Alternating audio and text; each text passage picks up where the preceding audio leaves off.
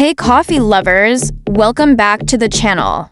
Today we're answering a question that could save your mornings or ruin them forever. Is coffee good or bad for your health? I mean, let's be real, some of us are 70% water, 30% coffee. Without that first sip in the morning, I'm basically a grumpy zombie from The Walking Dead. So, is coffee your best friend or your secret enemy? Let's find out, but grab a cup first, because we're going deep. Over 2.0 to 5 billion cups of coffee are consumed every single day. That's more cups than there are excuses for being late to work. But depending on who you ask, coffee is either a magic potion that keeps you alive longer, a sneaky villain that messes up your sleep and gives you anxiety. Let's cut through the caffeine-fueled drama and see what science actually says. Section 1. The story of coffee. Quick history lesson, but fun, I promise. The goat story. Coffee was allegedly discovered when an Ethiopian goat herder named Kaldi noticed his goats were acting like they just discovered TikTok. Jumping, dancing, total chaos. After eating coffee cherries, he tried some, and boom, first all-nighter in history. Coffee culture. In Yemen, monks used coffee to stay awake during prayers. In Europe, coffee houses became penny universities where people debated politics. Imagine Reddit, but with more eye contact. Coffee fueled revolutions, business deals, and probably half of the world's great ideas. Section 2. What's really inside coffee? Coffee is not just bean juice. It's a whole science experiment in a mug. Caffeine blocks adenosine, the sleep chemical, so you stop yawning and start plotting world domination. Antioxidants. Coffee is one of the richest sources in the modern diet. Basically, it's like giving your cells tiny shields. Nutrients. Magnesium, potassium, B vitamins. Not enough to replace your multivitamin. But hey, every sip counts. Other compounds. Over 1,000 plant chemicals, some we still don't fully understand. Scientists are basically saying, this drink is way more complicated than we thought. So, you're not just drinking caffeine. You're drinking a chemistry set. Section 3. The benefits. Here comes the good news. Brain boost. Coffee turns you from potato mode to productivity machine in about 20 minutes. Performance boost. Athletes use caffeine to run faster. Office workers use it to survive Monday meetings. Heart and longevity. Moderate coffee drinkers have a slightly lower risk of heart disease and stroke. Yes, your morning latte might actually be keeping you alive.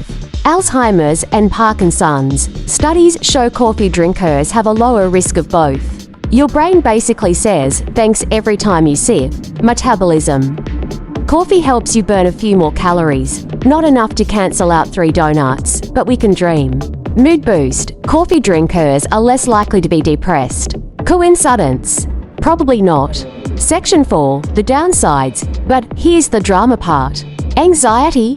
Too much caffeine equals shaky hands plus overthinking every text you've ever sent. Sleep killer. Drink coffee late in the day, and you'll be staring at the ceiling thinking about that embarrassing thing you said in 2014. Stomach issues. Empty stomach plus strong coffee equals acid party in your gut.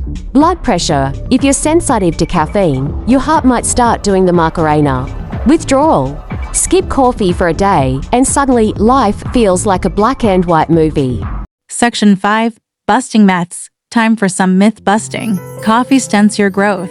Only thing coffee stunts is your ability to sleep if you drink it too late. Coffee dehydrates you. It's 98% water. If anything, it's hydrating with a side of buzz. Dark roast equals more caffeine. Nope.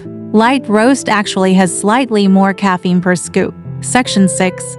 Who should be careful? If you're pregnant, have major sleep issues, or get anxious just thinking about caffeine, maybe switch to decaf or herbal tea. Your heart and your baby will thank you. Section 7. Coffee hacks. Here's how to make coffee work for you.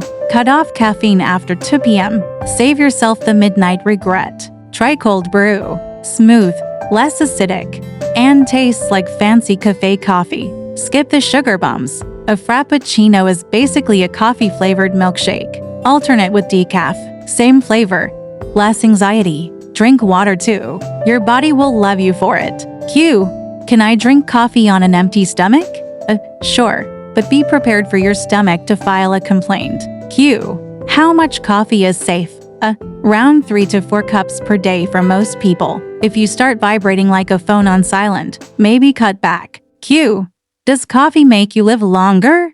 Some studies say yes, but only if you don't combine it with chain smoking and zero sleep. So, coffee is neither angel nor devil. It's a tool. Use it wisely and it can boost your brain, mood, and maybe even your lifespan. Abuse it, and it'll mess with your sleep and turn you into a jittery mess. Section 8. Coffee around the world. Coffee isn't just a drink, it's a global culture. Italy. Espresso shots like tiny power-ups. People drink them standing at the bar in 30 seconds flat. Turkey. Coffee so strong it could tell your fortune, literally. They flip the cup and read the grounds like coffee astrology. Japan. Vending machines serve you hot canned coffee 24/7. Imagine getting caffeine at 3 a.m. from a street corner. Brazil. One of the world's largest coffee producers. Basically, they're keeping half of us awake right now. You could literally travel the world just trying different coffee traditions, and I might actually do that for a future video. Section 9. Types of coffee drinks explained. Ever get confused at a cafe menu and just pen a quarter a latte? Here's a quick guide. Espresso, pure caffeine rocket fuel. Americano, espresso plus water equals looks like regular coffee, but with European attitude. Latte, espresso plus lots of milk. Instagram's favorite coffee. Cappuccino, espresso plus milk foam, fancy and foamy. Macchiato, espresso stained with just a drop of milk. Cold brew, smooth, less acidic, takes 12 hours to make. Hipsters love it. Section 10. Coffee and productivity hacks. Coffee isn't just for staying awake. You can actually use it strategically. Caffeine naps. Drink a small coffee, then take a 20-minute nap.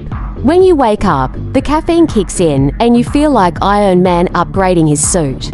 Caffeine timing. Save your first cup for 60 to 90 minutes after waking up. Your natural cortisol levels are already high when you wake. Wait a bit, then drink coffee for a bigger energy boost. Pair with exercise. Drink coffee before a workout for better endurance and focus. Section 11. Fun coffee facts. Rapid-fire coffee trivia to impress your friends. The most expensive coffee in the world comes from beans eaten and unpooped by civet cats. Yes, that's a thing. Beethoven was such a coffee snob he counted exactly 60 beans per cup. Astronauts drink coffee in space from special pouches because floating coffee droplets would be a disaster. There's even a coffee break scene in almost every office sitcom ever. Coincidence? I think not. Section 12. Story time. My coffee fails. Okay. Personal story time because we've all made coffee mistakes. The first time I ever had espresso, I thought it was like regular coffee, so I had 3 shots in a row. 10 minutes later, I was typing like a hacker in a movie, talking way too fast, and reorganizing my entire desk drawer. Lesson learned. Coffee is powerful. Respect the bean. Section 13. Coffee plus mental health. Let's get a bit serious for a moment. Studies show moderate coffee drinkers are less likely to be depressed. But if you already have anxiety, too much coffee can make symptoms worse. The key is to know your limit. Enough to feel good, not so much that your brain starts imagining problems that don't exist. Section 14. Weird coffee trends. People do crazy stuff with coffee these days. Coffee with butter. Aka bulletproof coffee. Supposed to give you steady energy. Mushroom coffee. Yep, they mix coffee with medicinal mushrooms like lion's mane. Nitro cold brew. Coffee on tap like beer, creamy and fancy. Would you try any of these? Tell me in the comments. Okay, if you made it this far, you're officially a coffee nerd like me. Tell me in the comments, what's your favorite type of coffee, and how many cups do you drink a day? No judgment, okay? Maybe just a little. Like, subscribe, and share this with that one friend who's always holding a coffee cup like it's an emotional support animal. Thanks for watching.